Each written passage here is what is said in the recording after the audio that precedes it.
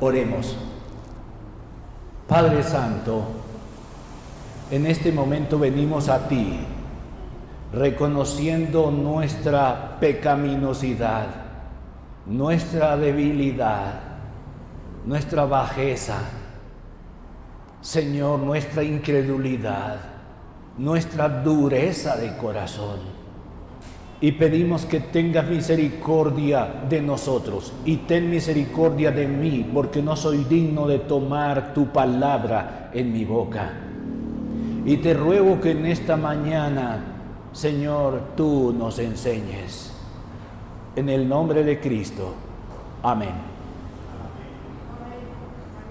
Entonces vamos a continuar con la segunda parte de ¿para qué es el dinero? ¿Para qué es? Bien, nos sirve para comprar comida, nos sirve para pagar deudas, para pagar facturas, nos sirve para muchas cosas. Pero en realidad, según Dios, ¿para qué es el dinero? Y veíamos la vez pasada que Dios, siendo el dueño, es el que nos da todas las cosas. Y nosotros estuvimos viendo brevemente considerando el tema de la educación financiera, y dijimos que las universidades no educan financieramente, que las universidades están educando para ser empleados, no más, pero no están educando financieramente, y ese es un problema siempre serio. Estuvimos hablando de que ser ricos no es una buena idea. A pesar de que en la Biblia había hombres muy ricos como Abraham, como el mismo Isaac, como Jacob, que fueron riquísimos. Sin embargo, la palabra de Dios nos advierte sabiamente, según la sabiduría infinita, que no es una buena idea ser ricos. Eso trae muchos problemas. Así que es mejor que no deseemos ser ricos. Bueno, hermanos, sin embargo, sí podemos pedirle al Señor que nos mantenga del pan necesario, ¿no? Que no nos falte y que tengamos con qué compartir con el que padece necesidad. También lo dice la palabra de Dios. Entonces, esas cosas sí están bien, pero ¿serían importantes los ricos hoy día en la iglesia? Sí, bienvenidos.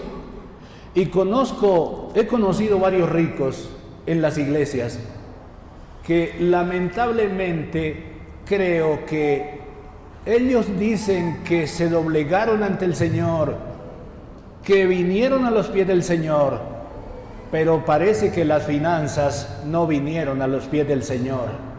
Parece que las finanzas son intocables y eso se llama idolatría.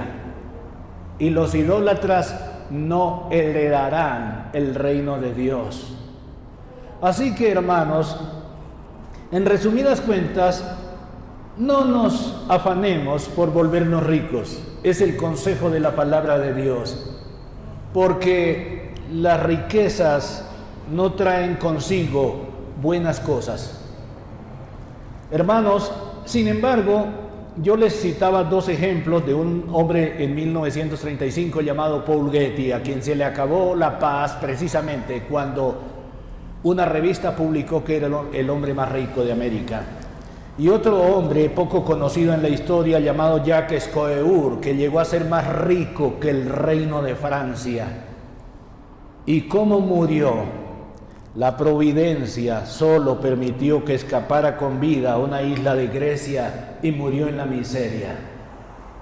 Hermanos, no es bueno ser ricos, pero si el Señor nos da riquezas por alguna razón, hermanos, quiero que tengamos claro para qué es el dinero.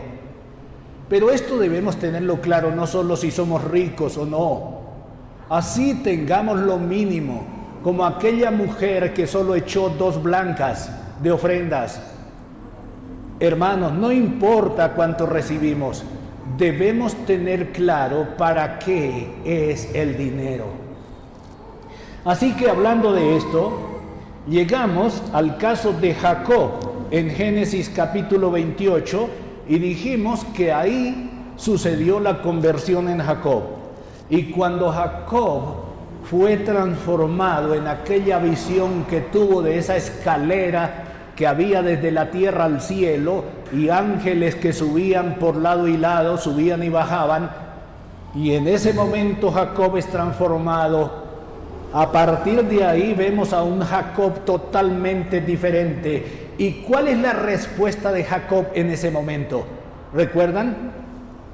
Él dijo: de todo lo que me dieres, el diezmo apartaré para ti.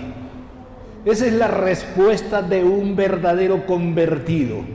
La respuesta de un verdadero convertido es que siente que si todo es de Dios, lo mínimo que puede hacer para Dios es también darle de la parte financiera, porque eso también pertenece a Dios. Nosotros somos solamente administradores. Así que, hermanos, quedamos aquí. Vamos a adentrarnos precisamente en el tema de los diezmos. Bien, ¿qué es el diezmo? El diezmo es la 10ª parte de nuestros ingresos. ¿Y qué dice Dios del diezmo? Vamos a mirarlo. En Levítico capítulo 27, versículos 30 a 33, tenemos digamos que tenemos el fundamento de lo que Dios dice acerca del diezmo. Levítico capítulo 27, versículos 30 hasta el 33. Voy a permitirme leerlo. Dice, acuérdense qué es lo que vamos a leer, hermanos. Lo que vamos a leer es la palabra salida de la boca de Dios. Así que lo más sabio que podemos hacer ante esto es agachar nuestra cabeza y adorar y oír. ¿Y qué dice aquí en Levítico capítulo 27, 30 al 33? Dice así: y el diezmo de la tierra, así de la simiente de la tierra como del fruto de los árboles, de Jehová es cosa dedicada a Jehová. A ver, ¿qué dijimos? Que el diezmo es ¿de quién? Es de Dios. Si algo es suyo, entonces no es de otra persona, ¿está claro? Si algo es suyo, entonces no pertenece a otra persona. Bien, si algo es de Dios, entonces no puede ser mío. ¿De acuerdo? Bien. Entonces lo que hemos leído aquí es que el diezmo es de Dios. ¿Lo leímos? De Jehová es. Versículo 31. Y si alguno quisiere rescatar algo del diezmo, añadirá la 5ª parte de su precio por ello. ¿Escucharon bien? O sea, la persona tenía libertad de decir, oiga, no, pero esto está muy bonito, yo lo quiero dejar para mí. Estamos hablando de una cosecha, qué sé yo, bueno, en fin. Y entonces las frutas estaban muy bonitas y el precio estaba muy bueno en el mercado. Entonces uno siente la tentación de decir, no, pero yo quiero dejar esto para venderlo. Entonces el Señor está diciendo, tiene la libertad de hacerlo, pero ¿qué hay que hacer? Añadirle la 5ª parte, digámoslo en otros términos. ¿Qué es la 5ª parte? El 20%. ¿Está claro? Bueno, como que no es negocio, ¿no? Bueno, podemos hacerlo. El Señor nos daba la libertad de hacerlo, pero tienes que añadirle la 5ª parte. Bueno, sigamos leyendo. Y todo diezmo de vacas o de ovejas, de todo lo que pasa bajo la vara, el diezmo será consagrado a Jehová. Versículo 33. No mirará si es bueno o malo. O sea, en muchos sacrificios Dios exigió que tenían que ser perfectos, pero aquí en el diezmo Él no pedía que fueran perfectos, pero que no se escogiera lo peor No había necesidad de escoger lo mejor, pero tampoco escoger lo peor. Así que podíamos coger de todo, pequeño y grande. Y ese era el diezmo. Versículo 33. No mirará si es bueno o malo, ni lo cambiará. Y si lo cambiare, tanto él como el que se dio a cambio serán consagrados, no podrán ser rescatados. A ver, aquí hay otra ley. No puedes cambiarlo. O sea, coja el lote, todo. Ese es el diezmo, la 10ª parte.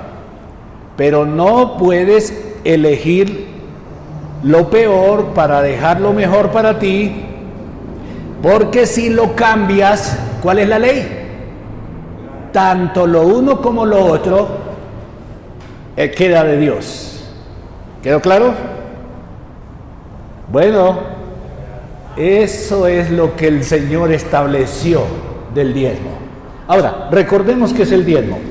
El diezmo es la 10ª parte de nuestros ingresos. Ese es el diezmo. Bien, hermanos, este es un mandato para todo cristiano, porque toda la escritura es inspirada por Dios. Amén. Hay muchas personas que han dicho, no, es que eso estaba en el Antiguo Testamento y eso ya no es para nosotros. No, Señor, ya no es para nosotros ofrecer sacrificios, porque Cristo ya cumplió ese sacrificio. Pero hay otros mandatos que son la misma palabra de Dios para nosotros. Y esta es una de ellas.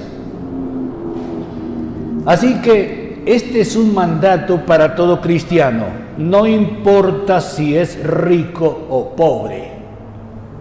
Es el 10% de el ingreso. Este es lo que Dios dice, hermanos. Esto no es un invento de Aldemar Osorio. Esto no es algo que dicen los pastores, no, esto es algo que está en la Biblia. Y a nosotros nos corresponde agachar nuestra cabeza y honrarle y obedecerle. Que el Señor nos ayude. Cuando damos el diezmo, estamos demostrando con nuestros hechos que Dios es quien nos da todo, quien nos da la vida, la salud, la bendición del trabajo, del empleo, de los negocios, las oportunidades, etcétera. Él nos da todo.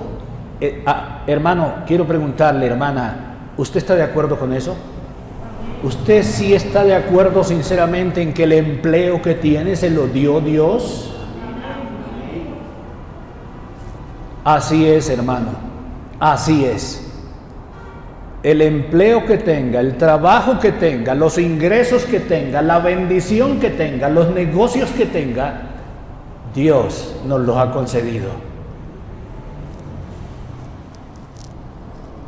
El que da el diezmo tiene fe verdadera, pues ha comprendido que si Dios es el dueño supremo de todo y que todo viene de Él, entonces es apenas normal que yo le devuelva algo muy pequeño comparado con lo que Él me deja a mí.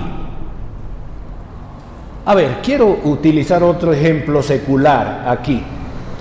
Desde un punto de vista secular, quizás nadie lo ha dicho mejor que Robert Kiyosaki.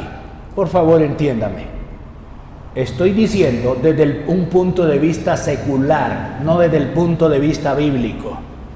Desde un punto de vista secular, quizás nadie lo ha dicho mejor que Robert Kiyosaki en su libro Padre Rico, Padre Pobre. Aplaudo que haya tenido el coraje, el valor de dejarlo escrito para la posteridad, así en este libro, que se convirtió en bestseller, en el número 1 en ventas por lo menos durante 5 años seguidos. Lo dijo así, escuchen bien, ¿cómo lo dijo Robert Kiyosaki? Así lo dejó escrito en su libro. Dijo: 10% para mi socio principal. ¿Conocen ustedes un socio principal que se aguante con el 10%? Ustedes conocen, a ver, una empresa que se monta, por ejemplo, donde alguien es socio capitalista. El socio capitalista pone el dinero, ¿correcto? Y el socio administrativo se encarga de administrar el negocio. Y van generalmente ¿cuánto a cuánto? Generalmente van 50-50, ¿estamos de acuerdo? Ahora, aquí estamos hablando de un socio principal. Un socio principal. ¿Ustedes conocen un socio principal que se aguante con el 10%? Yo no lo conozco. Pero Robert Kiyosaki lo dijo bien. Él consiguió un contador, una contadora, y le dijo a la contadora: señora, de ahora en adelante, de todo ingreso que yo tenga, me separa el 30%. 30 y 70. El 10% de ese 30 para mi socio principal y el 20% para mí. Ese es el pago que yo me voy a hacer. Y el 70% para todo lo demás. Y la contadora le dijo: señor Kiyosaki, en contaduría, en contabilidad, las cosas no se manejan así. En contaduría, en contabilidad, primero se le paga al Estado. Hermano Alberto, ¿eso es cierto? Primero se le paga al Estado y segundo se le paga a los bancos. Hermano, ¿eso es cierto? Segundo se le paga a los bancos. Y Robert Kiyosaki dijo: pues no, yo no voy a hacer eso. Yo primero me voy a pagar a mí y a mi socio principal. ¿Y cuánto se iba a pagar a él? ¿Lo recuerdan? 20%. ¿Y 10% para quién? Para su socio principal. ¿Y quién era ese socio principal? Dios. Eso es. Hermanos, digo que eso está dicho desde el punto de vista secular, porque yo no me atrevo a decir que Dios es mi socio principal. En realidad, no, Dios no es nuestro socio. Dios es nuestro Dios. Y Él merece la adoración. Y de Él es todo. Pero desde el punto de vista secular está muy bien dicho. O sea, Dios es el socio principal. Ahora, ¿qué les parece cuando no damos el diezmo? Generalmente es porque tenemos muchos compromisos, ¿no? Muchas necesidades. Y entonces decimos: no, es que no pude, es que no alcancé. Ahora, ¿qué tal usted con un socio? Y entonces usted le dice al socio: socio, qué pena, es que tenía muchos gastos y esta vez no le puedo pagar lo suyo. Y el mes siguiente tampoco. Y el mes siguiente tampoco. Y usted no le paga a su socio principal. ¿Eso cómo se llama? ¿Cómo se llama? Eso se llama robar. Cuando yo me quedo con lo que no es mío, se llama robar. Pues Dios le llama de la misma forma.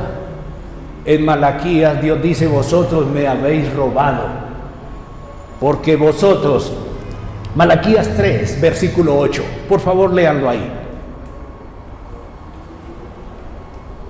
A ver, ¿qué leímos en Levítico? Que el diezmo es de ¿quién? De Dios. ¿Lo leímos? Si queremos verlo como lo dijo Robert Kiyosaki, que él es nuestro socio principal, ese socio es maravilloso, porque ¿sabe qué? Ese socio debería pedirnos el 90% y dejarnos a nosotros el 10%. ¿No es así? Porque él es el dueño de todo, incluso en nuestra vida. Pero él es muy generoso. y nos da el 90% y solo nos pide el 10%. Hermanos, ¿no es eso ser bondadoso? ¿El Dios dueño de todo? Hermano, ¿usted me escuchó bien esto? Cuando estamos diezmando, cuando le estamos devolviendo, oíganme bien, cuando estamos dando el diezmo, no estamos dando nada, solo estamos devolviendo lo que no es nuestro. ¿Queda eso claro? Cuando estamos dando el diezmo, estamos diciendo en otras palabras: Señor, tú eres mi Dios y todo te lo debo a ti. Y aquí te devuelvo esta partecita que es tuya, te la devuelvo. Eso es lo que dice la palabra de Dios. No tenemos derecho a cambiarlo, hermano. Usted puede decir: este hermano ya no está hablando sino de dinero. Puede usted decir eso, sí. Pero hermano, es la palabra de Dios la que le está diciendo a usted lo que estoy leyendo en esta mañana. Y no creo que usted quiera discutir con Dios, ¿o sí? No creo. Bien, hermanos, ¿quedó claro esto? Vosotros me habéis robado. ¿Quedó claro? Si yo no le doy lo que le corresponde al socio, ¿qué es eso? Mis problemas pueden ser muy grandes, mis necesidades pueden ser muy grandes, pero yo tengo la obligación de pagarle al socio lo que le corresponde. Si no le pago al socio lo que le corresponde, es un robo. Y Dios le llama así, con ese nombre: vosotros me habéis robado. Hermanos, a estas alturas, en este contexto, nuevamente nos vemos abocados a preguntarnos: ¿qué es un cristiano?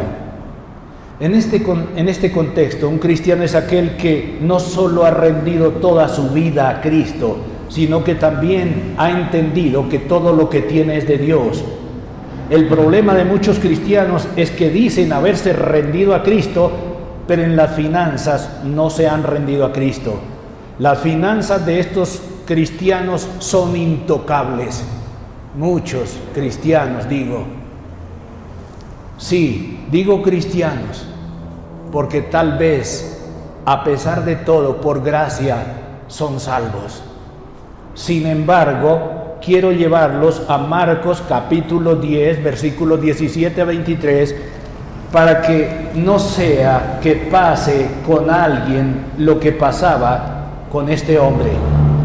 Marcos capítulo 10, versículos 17 al 23. Mirémonos en el espejo. Al salir él para seguir su camino, vino uno corriendo e hincando la rodilla delante de él. ¿Qué es eso de hincar la rodilla? Doblar la rodilla, arrodillarse. ¿Eso qué significaba? Significaba que tenía reverencia por Dios. Significaba que estaba indicando reverencia, respeto. Y vino hincando la rodilla y le preguntó: Maestro bueno, ¿qué haré para heredar la vida eterna? Jesús le dijo: ¿por qué me llamas bueno? Ninguno hay bueno, sino solo Dios. Bueno, Jesús no estaba diciendo con esto que Jesús no era bueno. Lo que él estaba probando a este joven si entendía lo que significaba decir maestro bueno. Y Jesús le dice: bueno, solo hay uno, Dios. ¿Tú sabes con quién hablas? ¿Tú sabes a quién le estás llamando bueno? Esa era la pregunta del Señor. Bien, seguimos. Los mandamientos sabes: no adulteres, no mates, no hurtes, no digas falso testimonio, no defraudes, honra a tu padre y a tu madre. Él entonces respondiendo le dijo: no, maestro,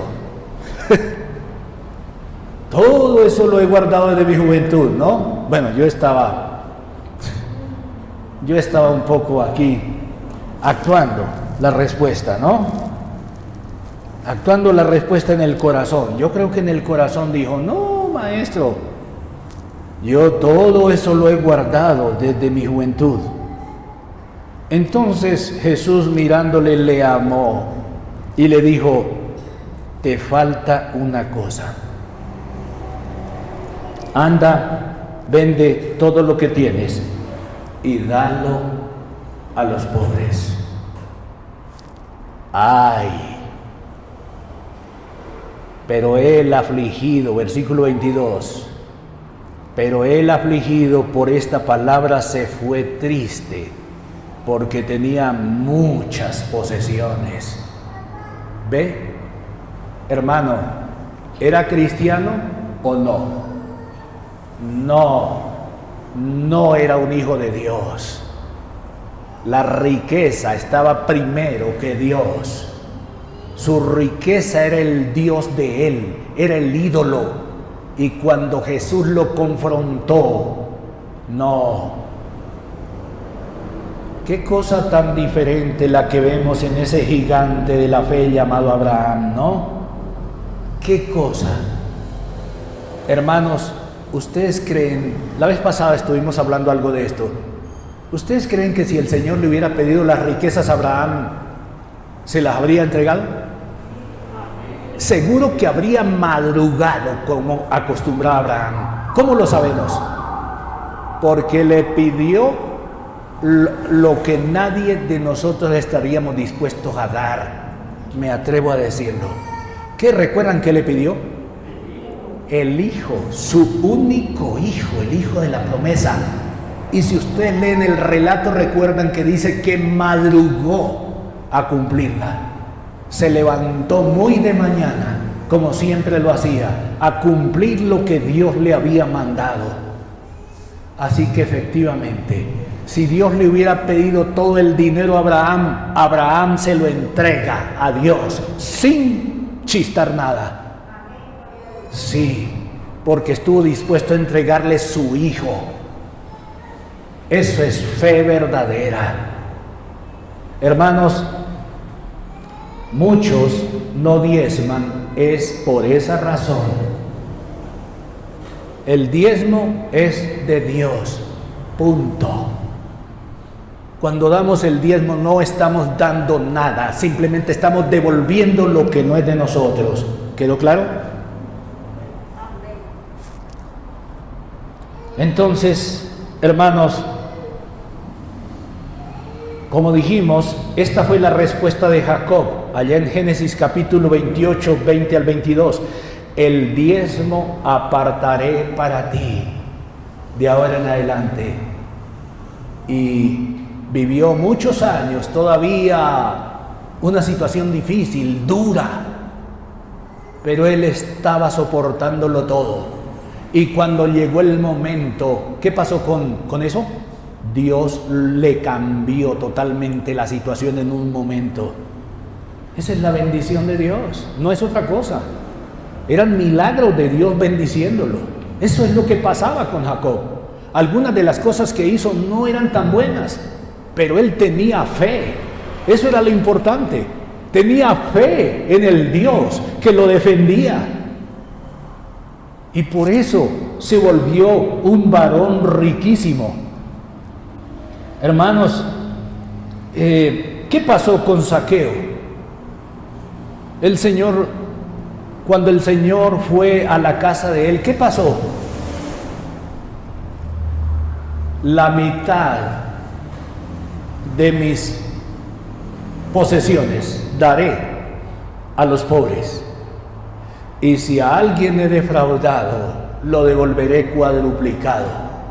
Esa es la respuesta de alguien que ha nacido de Dios. ¿Para qué es el dinero? El dinero es para servir a Dios. Amén. El dinero es para servir en la empresa de Dios.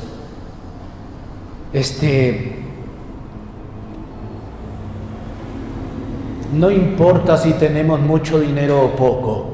Recuerden lo que pasó con esa viuda. Allá en Lucas capítulo 21, habían ricos depositando mucho dinero. Y luego llegó una pobre viuda y echó 2 blancas. Óiganme bien, esa era la 16ª parte de un denario, es decir, un día de trabajo. ¿A cómo quieren poner el día de trabajo hoy? ¿A cómo lo ponemos? ¿En cuánto? ¿Cuánto lo ponemos? Un día de trabajo. 40,000 pesos. Dividamos 40,000 en 16 y eso nos da como 2,500 pesitos. Eso fue lo que esta mujer echó. Y el Señor dijo que en su pobreza y siendo viuda echó todo lo que tenía. Es que a veces cuando no tenemos nada, entonces es cuando confiamos más en Dios. Y entonces es cuando estamos dispuestos a darlo todo. Y ella lo dio todo. Esta pobre viuda echó mucho más que esos ricos. Eso es, hermanos. Este es un mandato no para los que tienen con qué dar. Este es un mandato para todo cristiano. El diezmo es de Dios. Bien. Concluyamos. ¿Para qué es el dinero? Es en primer lugar para servir a Dios en su empresa, su reino, su iglesia. Decíamos que había muchas necesidades en la iglesia local. Aquí, en la iglesia, ¿qué necesidades hay? Mire, yo quiero, tan pronto el Señor nos conceda, ponerle algo para que absorba el ruido. Y ponerle algo allá para que no entre tanto ruido de afuera. Y qué bueno que tuviéramos más parqueaderos. Pues no hay algo imposible para el Señor. No hay nada imposible. ¿Necesitamos dinero en la iglesia? Claro que sí. Hay muchos necesitados, hay muchos pobres, hay misioneros que apoyar para diferentes partes del mundo. Edgar me comentaba esta semana, creo que le comentó a los demás líderes también, de una hermana que por la gracia de Dios se ha hecho cargo de un grupo por allá en el sur. Y hace un tiempo pidió que le ayudáramos con un púlpito y le colaboramos con un púlpito. Es una hermana de otra denominación, de otra iglesia, pero son hermanos en Cristo también. Y bueno, la iglesia está como un poco desorientada, la iglesia donde pertenece ella, y de pronto están un poco centrados muy en, como no sé, en las finanzas, en que no se puede, que... Bueno, entonces la quieren dejar abandonada. Y mi hermano me comentaba de que ella estaba pidiendo algún apoyo. Ay, hermanos, qué bendición que podamos apoyar ministerios como estos. Hay muchos ministerios que podemos apoyar. La iglesia necesita el dinero para apoyar todos estos ministerios. Bien, en primer lugar dije, ¿para qué es el dinero? En primer lugar, para servir a Dios, a su empresa, su iglesia, su reino, su proyecto. Eso es en primer lugar. En segundo lugar, el dinero es para servir al prójimo, principalmente a la familia de la fe, así como está escrito en Gálatas 6:10. Léanlo, por favor. Gálatas capítulo 6, versículo 10. ¿Qué dice? Gálatas 6:10. ¿Quién lo tiene? Gálatas capítulo 6, versículo 10. Así que según tengamos oportunidad, hagamos bien a todos, y mayormente a los de la familia de la fe. Esa es la segunda razón de para qué es el dinero, hermano. Es para servir al que tenga necesidad, primeramente a los de la familia de la fe. ¿Lo hemos entendido? Bien, entonces repasemos. En primer lugar, ¿para qué es el dinero? Para servir a Dios en su empresa, en su reino, en su proyecto, en su iglesia. ¿Cómo quieren llamarle? No importa cómo quieran llamarle, pero para servir a Dios. En segundo lugar, ¿para qué? Para servir al prójimo, principalmente a los de la familia de la fe. Amén. Y en tercer lugar, Dios es tan bondadoso que no solo no nos deja el 90% pidiendo, que no solo nos deja el 90% pidiendo para Él solo el 10%. Además de esto, nos permite disfrutar de ese 90% de muchas formas. Una casa bonita quizás, con muchas comodidades, pues sí, si Dios nos lo concede, ¿por qué no? Para su gloria. Hospedarnos en un buen hotel y disfrutar de días de vacaciones a la orilla del mar. ¿No es verdad? Eso también es legítimo. ¿Podemos hacerlo, hermanos? Amén. Dios es tan bondadoso que nos permite que disfrutemos de esas cosas. Y tal vez también ayudarnos los unos a los otros. Sí, conozco hermanos que han ayudado a otros para que puedan disfrutar de esos beneficios. Eso también lo podemos hacer. Estamos contestando a la pregunta ¿para qué es el dinero?, ¿no? Y dijimos que en primer lugar es ¿para qué? Servir a Dios. ¿Dónde? En su empresa. ¿Cómo? En su reino, su proyecto, su economía, su iglesia. Eso es. Segundo, ¿para qué es el dinero? Para servir al prójimo, principalmente a los de la familia de la fe. Y en tercer lugar, Dios es tan bondadoso que nos permite disfrutar de eso. Pero en ese orden, primero lo primero, luego lo segundo y luego lo tercero. ¿Quedó claro, hermanos?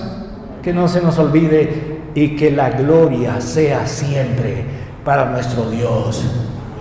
Alabado sea Dios. Si Dios no nos da dinero,